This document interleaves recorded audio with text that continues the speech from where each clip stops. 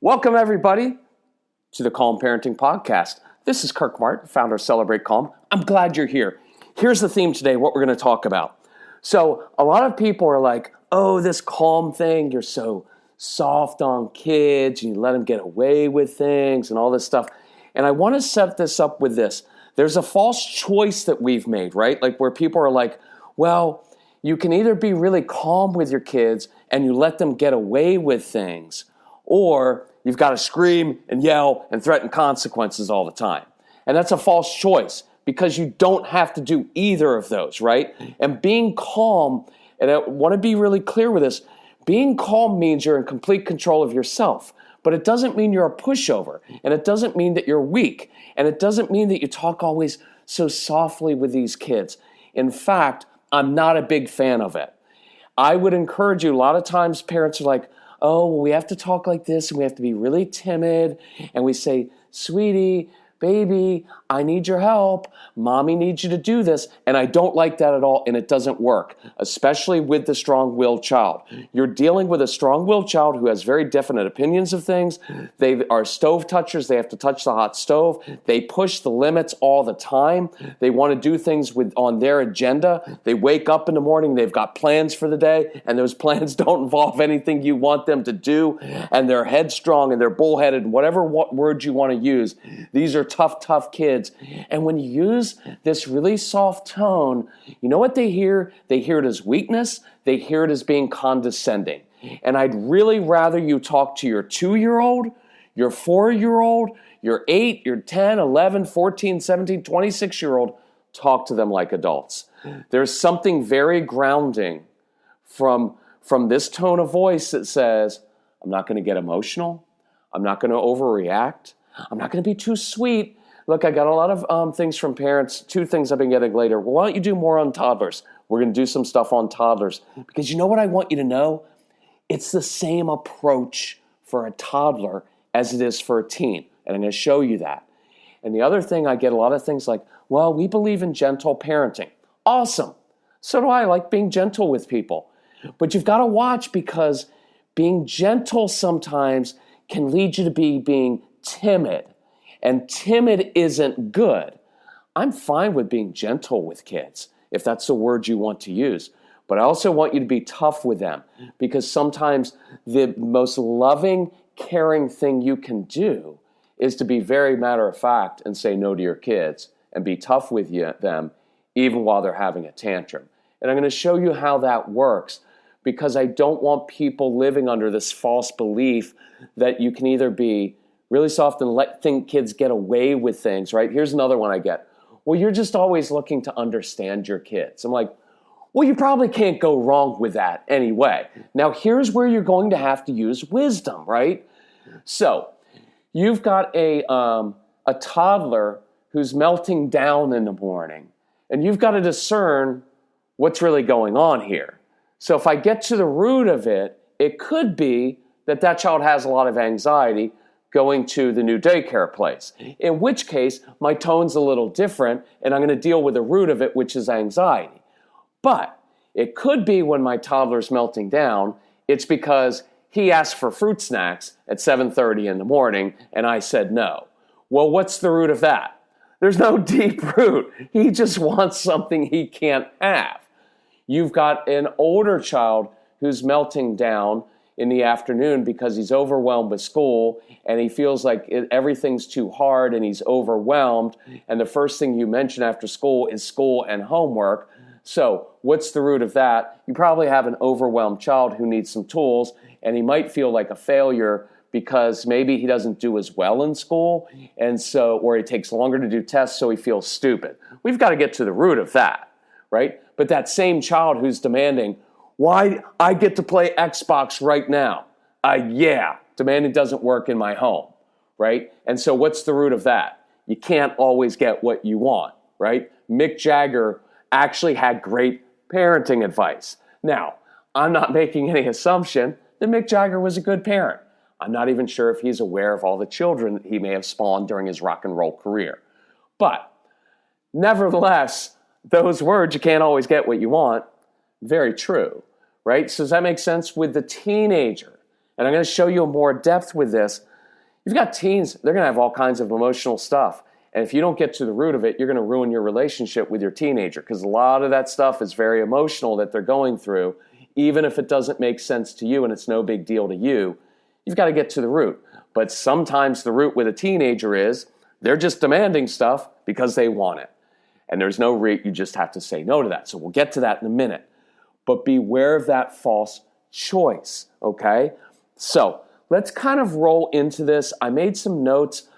This is my second time recording this, because when I recorded it last night, I made some I thought they were very funny jokes, because I don't script everything, because I want to feel this stuff. I kind of want to roll with what's in my head. I've been doing this a long time, and I want this stuff to come out without being constrained.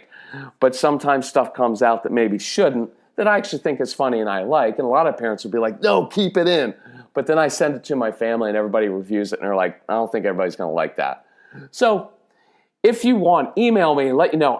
There's a part of me that wants to do a separate parenting podcast that's a little bit edgier, because some of you would actually respond well to that, and me being really like straightforward, like all over it and saying off-color things. You'd be like, that's what I needed.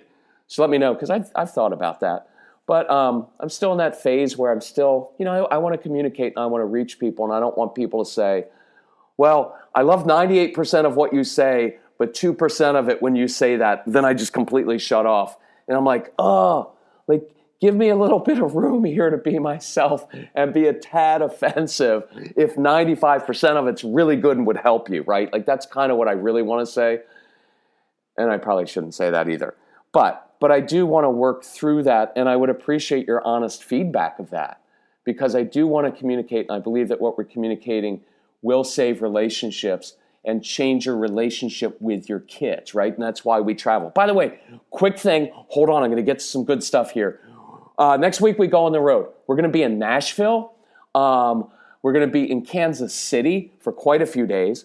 We're going to be in Iowa, Pella, Iowa, Council Bluffs, Iowa. Then we're to Antioch, Illinois. Last night I said it as Antioch because I'm a professional communicator. We're going to Antioch, Illinois, which is just north of Chicago. And then we're in Western Michigan. By the way, we have a date left on that trip. If you're near Chicago or Holland, Michigan, Grand Rapids, Kalamazoo, Battle Creek, email my son Casey, Casey at celebratecalm.com, and we'll set something up. And we can look, here's the thing. With 2 weeks before a trip, we'll turn out a ton of people. You know why? Because parents don't make decisions on when to come until like the last minute. They don't. You're way too busy.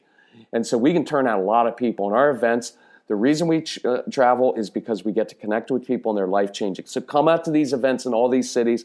And if you want us in your city, let us know. We travel all over the world, but we also go to little towns like Pella, Iowa, and Council Bluffs, and Antioch, Illinois, and all these places. Why? Because that's where people live, and we want to help you. One other quick note, as people have been making fun of us, which you should. It doesn't offend me. They're like, why are you still doing a Christmas sale? It's mid-January. And the answer is, because I really like our Christmas sale, and I actually really love Christmas. And I've heard so many testimonials from people who've been like, oh, I've been listening to your podcast, I wanted to get your stuff, and now it's like ultra affordable, and it's changed our family because people listen to the downloads over the holidays, and I'm hearing all the testimonials, so I'm like, why should I change that? But there comes a time. So if you go to celebratecalm.com, you'll see for this week only, there's still the Christmas sale, which is a fantastic deal, but it is done after this week, and we're going to go back to like launching into some other initiatives and other stuff. But take advantage of it. And if you need help financially, I can't say this enough, email my son, email us, we're a family, and say, here's what I need, here's what's happening in my family, and here's my budget. And I see these emails all the time, and it's a beautiful thing that we're able to do, because my son will contact you, be like, hey, here's my recommendation, here's the budget, can you do that? And it's awesome, right? So, and it'll change your family. And I want you to listen, because I know this after doing it for 20 years.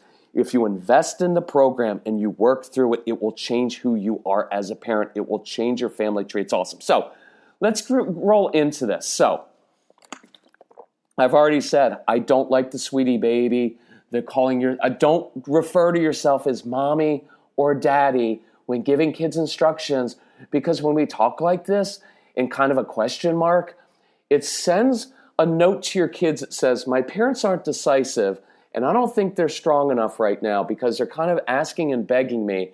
And if I just stand up to them right now, whether I'm 3 or 8 or 14, I think they'll back down. And they hear it as weakness, and I don't want you to be weak because calm is not a doormat at all. Look, it just means that I'm not going to lose it, right? Does that make sense? There's not this either or thing. I can be really tough with my kids. I'm just not losing it, and I'm not taking it personally, and I'm not making it personal.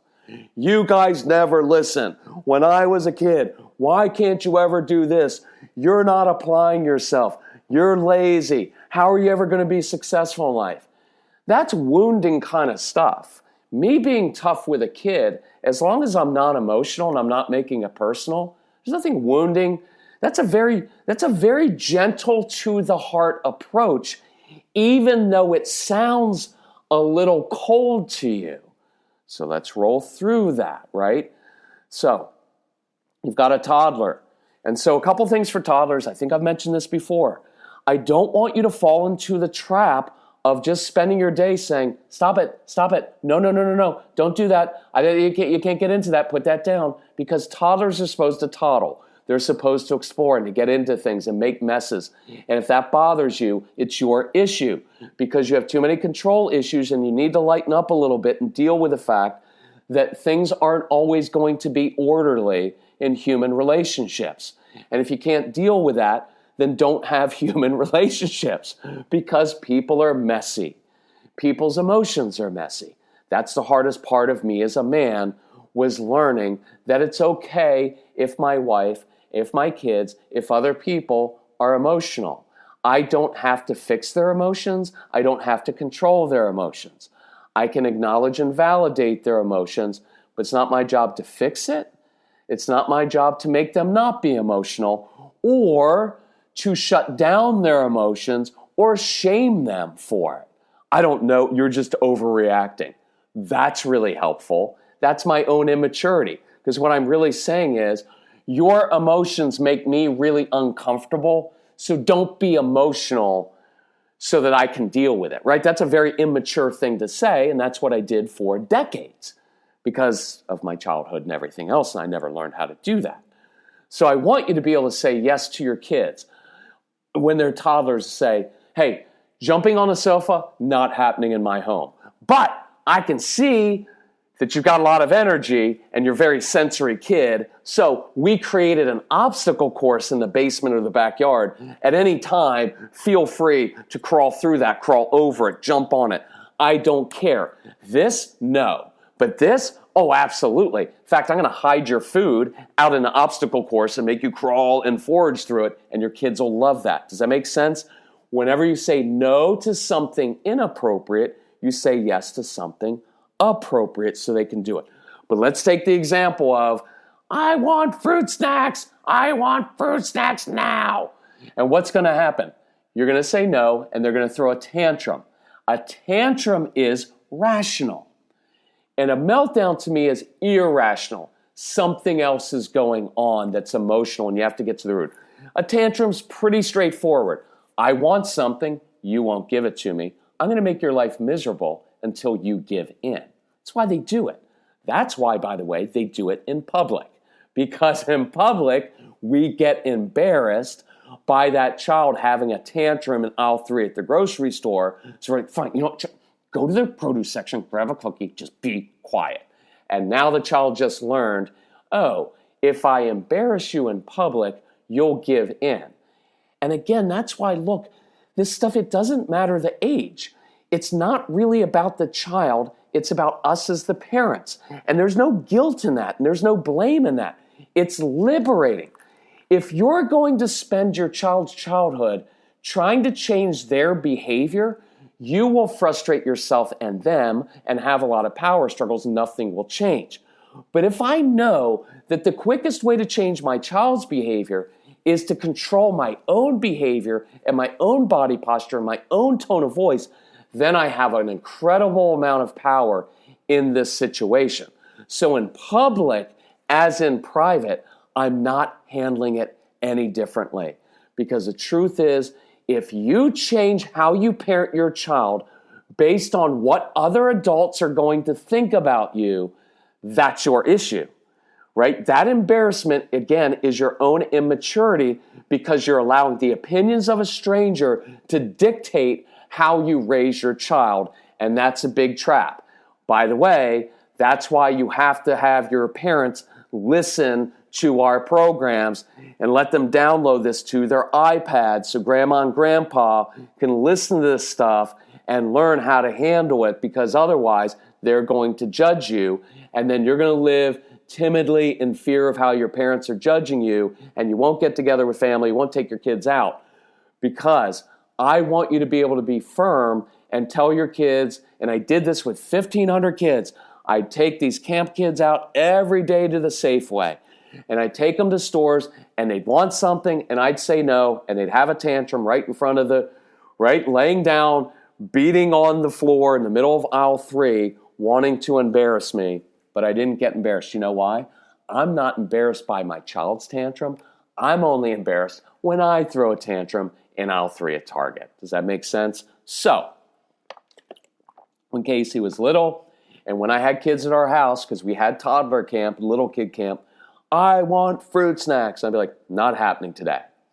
And I want you to know, even matter-of-fact tone is really, really important. Really, really important. I love that tone of voice because it says I'm in complete control of myself. I'm not making this personal. Here's a big key for toddlers all the way to teens. You don't have to explain yourself. Don't explain. Well, honey, if you eat fruit snacks right now, it's going to ruin your dinner. Because your child is never going to say, Mom, thank you so much for the wisdom. I didn't realize that it's never going to happen. This is huge, so write this down, or in your brain and heart, write it down. Your children are not looking to be convinced. That's a little bit of a prideful thing that we have as not modern day parents. We're like, oh, but we're more enlightened than our parents. And if we just have a conversation and we just have some dialogue about this, we can come to a common agreement. No, you can't. They're not going to say, your teenager isn't going to say, Mom, I really wanted to do something and go somewhere inappropriate. And you said no, and I was upset. But after you explained your reasoning, all of a sudden I realized how wise you are after 45 years on earth. That's not what they're looking for. They're looking to be led. And they're looking for parents. And there's a little bit of a harsh edge to this, but hang on here because it's a really good point. We've got a lot of parents now who are afraid to say no to their kids, right? And so what happens is you're an actual good parent and you have a child and you say like, no, I'm not going to allow you to drink in the home at age 14 or 15 or 16.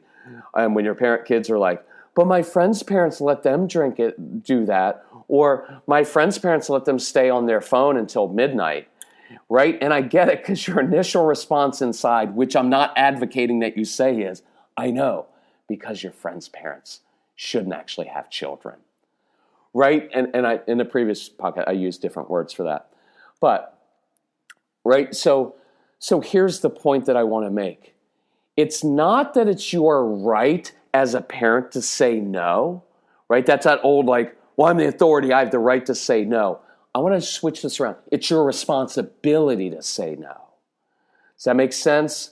It's not that it's your right to say no because you're the adult. You have a responsibility to put boundaries around your kids and to be the grown-up that they will one day respect. But right now, they just might not like you. And that's actually not a bad thing and could be a really good thing because I don't want you to like me. I want you to respect me, and I want you to feel safe to know that you have a parent who is willing to put himself or herself in situations in which there's tension in the home and there's conflict between us, and I'm okay with that because at the end of the day, I do know what's best for you.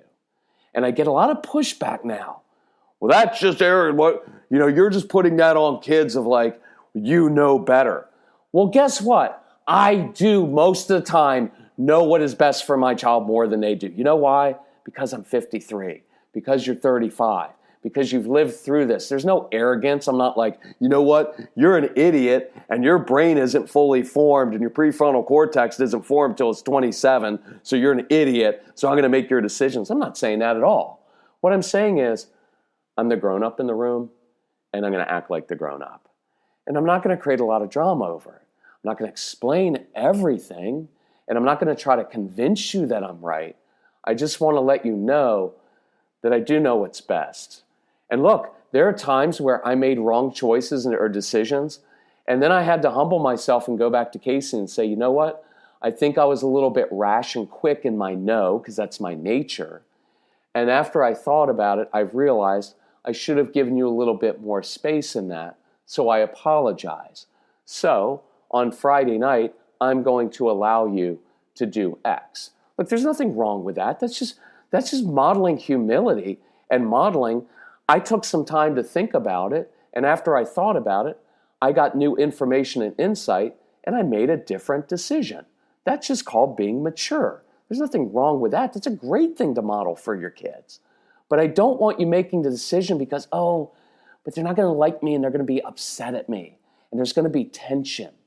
Good. You need to be the grown-up who can deal with the tension. Does that make sense? So back to the 3-year-old, to the 4-year-old, to the toddler, to the 7-year-old, whatever age you want to call it.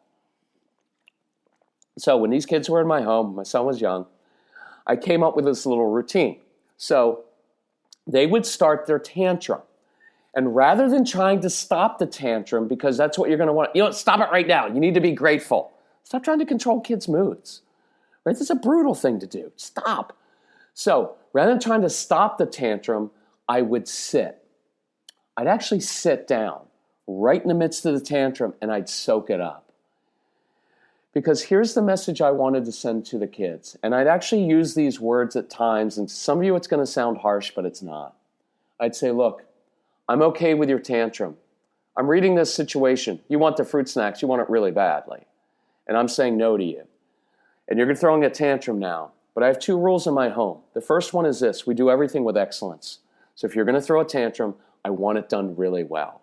I get it. You're upset. You're frustrated because you want something, you can't get it, and you don't like that Mick Jagger was actually right. And you can't always get what you want. So if you want to throw a tantrum, do it really well. But I want you to know the second rule first, which is this. Your tantrums in my home will never, ever, ever, ever, ever work with me. And here's why. And you don't have to say these words or these phrases to your kids, but I find when I give voice to it, it actually helps get it in me. Honey, what I want you to know is your mood does not change or determine my mood.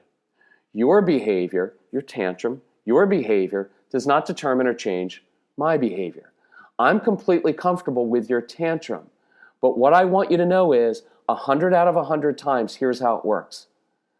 Your tantrum won't work with me because I'm an immovable wall and because I'm someone that I want you to trust, because when I tell you something, I mean it. It's not a suggestion. And watch, you can do this in the gentle frame of mind. Here's how it's gentle. I want to be that parent that you can count on. Because see, when I say no, and I try to convince, and I yell that you're not grateful, and I eventually give in, what I'm teaching you is you have an adult in the home that you can't count on. And so that makes it unstable in our home. But what I want you to know is I'm man enough, woman enough, grown up enough to say no and put up with the worst that you've got, because at the end of that, I'm going to be right here with you. And I'm not going to walk away from you. And it's fine if you walk away from your kids when they're having a tantrum. No problem with that at all. I'd prefer if you walk away, say, look, I can tell you're frustrated.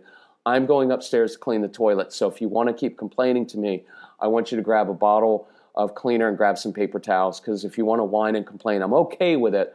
But we're going to get something done while that's happening. And that's going to be cleaning up the mess that you made in the bathroom because you're not a good aim. So, but I'm not getting emotional. And I'm not trying to stop it. I'm just letting you know it's not going to work. Does that make sense? Those phrases are really, really, really good. Now, I'm okay with redirecting, although sometimes at first I don't want you to redirect because that's trying to get them out of it in a way. I'd rather just sit there and sit through it for 15 or 20 minutes until they realize it's not going to work. And then you can gently say, okay, I think you've understood now. It's not going to work. So I know you wanted the fruit snacks. if you want to come help me stir the soup and cook dinner, here's what's going to happen. We're going to cook dinner, eat dinner, and then after dinner, you can have a snack. If you want to work that way, I'm completely great with it. But otherwise, you're just going to be upset. Does that make sense? Because I want to teach kids that. And I'm not dismissing it like, it's just stupid fruit snacks. You've already had too many. See, all those explanations are kind of shaming and trying to convince them of the reason you're doing it. And the reason you're saying no is because it's not good for you. And I know that. The reason I'm not letting you play video games for 3 hours a day is because I know that it's not good for you. And I'm willing for you to be mad at me, 10-year-old, and to say all the other parents let their kids do it. That doesn't bother me. I'm not running to be popular among the other parents. I don't need their affirmation. I'm responsible to you. Which is kind of cool. This whole separate teaching, but I'm not responsible for my child's happiness. I'm responsible to my child. I'm responsible to do the right thing for my child when they don't always know. And look, that is not arrogant. Please let go of that thought. There's a certain thing going around of like, well, kids are kind of equal with us. No, they're not. They're not equal with us. I give kids dignity. I treat them with dignity by not shaming them and embarrassing them, by not telling them how awful they are and that they're ungrateful. I give them a lot of dignity. But a part of teaching them is the fact that I'm older than you. And what I want to learn in life, even when you're 40, is maybe you ought to talk to the 65-year-old when you're 40 because you could get some wisdom from that person. And the truth is your kids don't know what's best for them. Look, I'm 53. We were just out last night. My best friend is 73. And you know why I love that man? Because he's lived 20 years longer. And because I'm learning, because I still make dumb decisions. And he's like, Kirk, what I want you to know is that's not important. 20 years from now, when you're 73, that's not going to make a difference in your life. So cut it out. I'm like, thank you for that wisdom. Thank you for not thinking that you had to be cool. So does that make sense right now? I want you to be responsible. It's that you're responsible to do this for your kids. It's not about that it's your right to do it, right? So let's go to this. So you've got a teenager, and they're going to demand all kinds of things from you. And so I want you to use this. That's what I want you to know. Treating the teenager and the teen is the same exact tone. It's the same. Is the 3-year-old going to understand all of it? No. But they pick up on your body posture and your tone of voice. It's not about what you're saying so much as how you say it. It's not always the content. It's the condition of how you say it.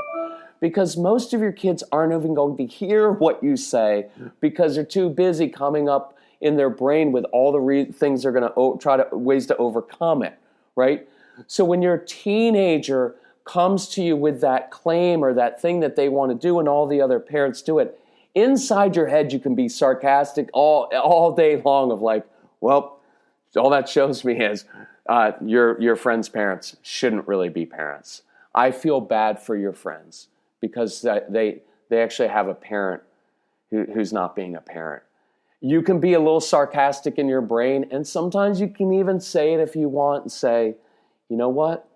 You ended up on the short end of the stick because you ended up with a parent who's okay with you being mad at them. But what I want you to know at the end of the day, I have your best interests at heart, right? So it's okay with saying this. This is a very practical one. You say no to your teenager and they start moping. Don't get on them about them. I don't know why you mope. I already give you these other things. You ought to be grateful for the freedom that I give you, blah, blah, blah. Again, you're trying to convince them to not be upset at you. And I want you to let that go. And I want you to be comfortable. I'd rather you address it and say, son, daughter, right now you're disappointed. You should be disappointed. Disappointment is a fact of life. And I want you to be disappointed, but what I want you to know is I trust you to work through your disappointment because at the end of the day, and it may be 3 days from now, you're going to be okay. And I'm still going to be here. And I want you to know I'm okay with there being tension. I remember having this talk with Casey. I don't remember the full story, but I remember we were at the drive-thru of a Taco Bell when he was a teenager because I fed him healthy food.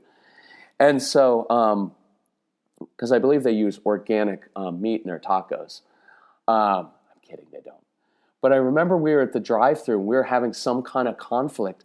And I remember inside of me thinking, I don't like this division because Casey and I had been through a lot when he was little. And I had really been on him a lot. And our relationship was very broken when he was 6, 7, 8, 9.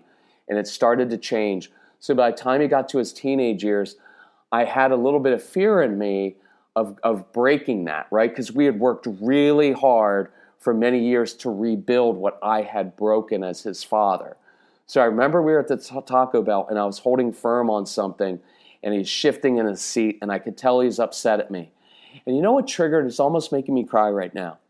It triggered back to when we were broken when he was 7 and 8 and 9. And I didn't want to go back to that because I had fought so hard. I'd fought and he'd fought hard.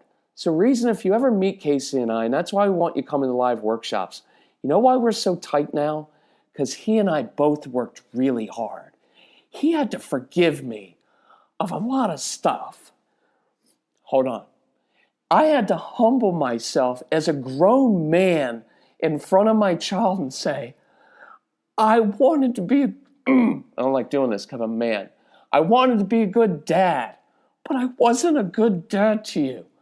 And I'm going to fight through this, and I'm going to be the kind of dad, I hate this. I'd rather drop the F-bomb and be inappropriate and keep that for the podcast from last night, but I deleted it. But it's emotional because this is hard stuff. And I wanted to be that dad that he could trust and rely on because, darn it, I never had that. I never had my whole life. I had a dad who was good at saying no, but he was harsh. And there's a value to the fact that my dad said no. And I'm grateful that I had a dad who put boundaries on me.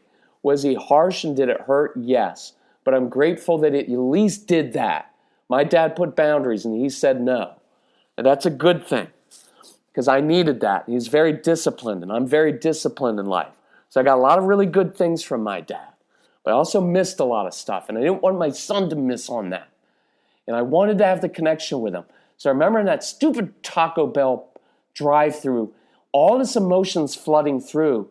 Well, if I keep being firm and say no, Casey's going to be upset at me. And what if he's upset and we go back to the way we were and I don't have it anymore? And then we have that chasm again. And I was fearful of that chasm. So I was fighting that. And I remember thinking, I think I looked over and said, Casey, I'm really uncomfortable right now because I'm afraid, darn it, I'm afraid of losing it with you. And but I'm not going to give in to that because I don't react out of fear. So I'm trying to become comfortable with the fact that for the next few hours or the next few days, you're not going to like me. But I'm going to stick with it because at the end of the day, I trust that you'll respect me for it. And that was a huge moment, more than you can possibly imagine in our relationship. And I kind of fought through that. And we had a little different relationship by the time, so I'm not saying that you need to say those words. But I want your kids to know I'm okay with you being disappointed and frustrated right now. And I'm okay with you being mad at me. And it's okay. Look, I give you permission to be mad at me. I'm okay with it. I'm not going to change my mind because I know what's best for you right now. And I'm going to stick with it. And I want you to stick with it because you have the right to do that as a parent because you're the authority figure. Yeah, but it's really because you have the responsibility to do that because you're the grown adult in this relationship, right? And watch what happens when we try to, when we give in or we try to control our kids and try to force them, intimidate them to make choices. You know what we're really doing? We're actually becoming responsible for their choices, right? Does that make sense? But when I can look at them, and if you listen to our discipline CDs or maybe the toddler CDs, you'll hear this idea of I used to give kids a choice ball. So when they were demanding something, I'd sometimes hand them something physical. It was a very soft one because I didn't want to get hurt when they threw it at me. And so I give a little soft choice ball and say, look, I get you're frustrated. I'm going to give you a few seconds, a minute to make this choice. So I want you to throw the ball up in the air for 3 times, and I want you to think what kind of choice you want to make, because here's why. You have choices to make in life, and I don't want to make them for you. And I want you to know that your choices affect your life, right? And I want you to own your choices. And so it was a way, all of this me stepping back and being emotional is I want your kids to learn how to make choices instead of me just forcing it on them all the time. Does that make sense? And so it's a very mature way of handling this to say, I'm going to say no in this moment, and you have a choice in how you respond. And I'm going to give you a few moments, a few days to go through that. But if you want to keep badgering me, I just want to let you know I'm not going to give in. I'll sit here because I'm not going to give in to it. And I want you to know you can trust me. Does that make sense? I'm really good with tough discipline. I'm really good with declaring martial law in the home, right? And being tough with your kids. I'm just not going to yell, scream, be out of control, demean kids, but I'm also not going to be too soft like this and talk very timidly because they don't respect that either. Right in the middle is what I've been modeling. And that's why I want you to get the Christmas sale, to get the No BS program, because we model this tone of voice, how to do it. And I want your kids to hear it. And I want you to hear it again and again and put it in context of all the different ways, because through the programs that you listen to on the downloads or CDs, I can show you 10 different ways to handle the toddler who's demanding something. 10 different ways to handle it from different angles of the teenager. But I have time in the CDs because they're hours long, and this is a short podcast. So thank you for hanging in there with me. I was just about to apologize for being emotional, but that's what moms do all the time. And I'm not going to apologize because that was a true and honest thing, and I believe you're capable of handling it, even if you're a man listening. So anyway, love you guys. Thank you for sharing this journey with us. Something's changing inside of me. And I think you can hear that in the podcast, which is really cool. It's very uncomfortable for me, but you're going to hear things change as you listen forward, and new things are bubbling up in me. We're going to get to a deeper level of intimacy, of connection with our kids. It's going to be really cool. I can feel it happening. So come on this journey with us. If you need help, contact Casey, Casey, at celebratecalm.com. You can go to our website, Celebrate Calm. You've got the Christmas sale, the No BS program. You've got a free newsletter. Sign up for that, all that stuff. Anyway, love you all. Talk to you soon. Bye-bye.